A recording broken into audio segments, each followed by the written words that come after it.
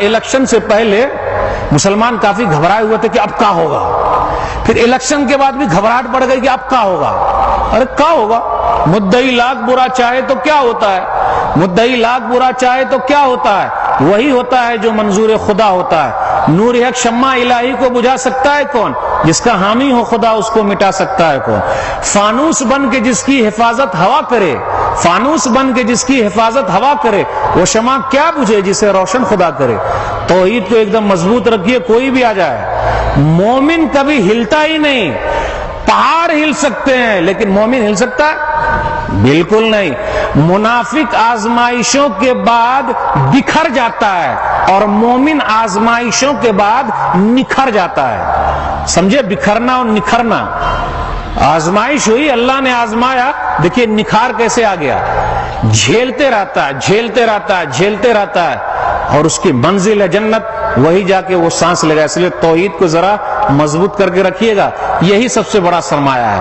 یہ اگر ہے، دنیا کی دولت ہو کہ نہ ہو، دنیا کی دولت ہو کہ نہ ہو. اقبال کہتے ہیں حکومت کا تو کیا رونا، حکومت کا تو کیا رونا، یہ تو ایک عارضی شے تھی.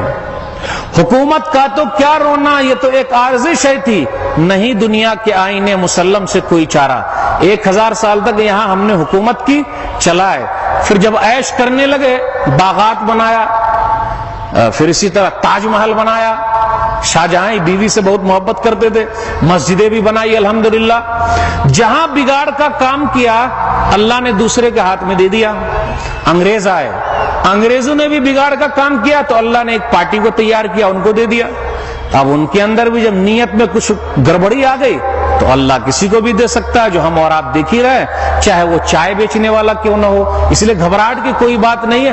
دنیا اللہ جس کو چاہے دے دے. ایک بات یاد رکھیے گا، یہ جملہ اگر یہ جملہ یاد ہے، دنیا اللہ سب کو دے سکتا ہے لیکن آخرت اللہ صرف مومنوں کو دے گا. کتنا بڑا انعام ہے.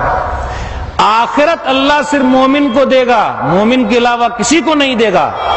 دنیا اللہ جس کو چاہے دے دے.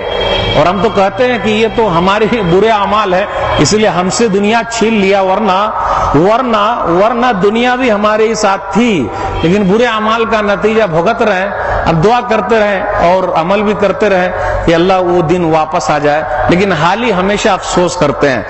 پستی کا کوئی حد سے گزرنا دیکھے، پستی کا کوئی حد سے گزرنا دیکھے، اسلام کا گر کر نہ ابھرنا دیکھے. مانے نہ کبھی کہ مد ہے ہر زجر کے بعد، دریا کا ہمارے جو اترنا دیکھے. یعنی دریا کا پانی جو کم ہو رہا ہے، ایک دن جب دریا کے اندر جوش آئے گا تو پھر دوبارہ اللہ تعالیٰ یہ کر سکتا ہے، اللہ کے ہاتھ میں. لیکن آخرت، مرنے کے بعد کی زندگی، وہاں ان کی نہیں چلے گی چاہے لاکھ ووٹ آ جائے، لاکھ کچھ کر لے، کیونکہ سب سے بڑی چیز ہے وہ ہے توحید. اس لیے میرے بھائیوں، سب سے بڑی دولت آپ کے پاس موجود ہے اور یہ سب سے بڑی خوبی ہے اسلام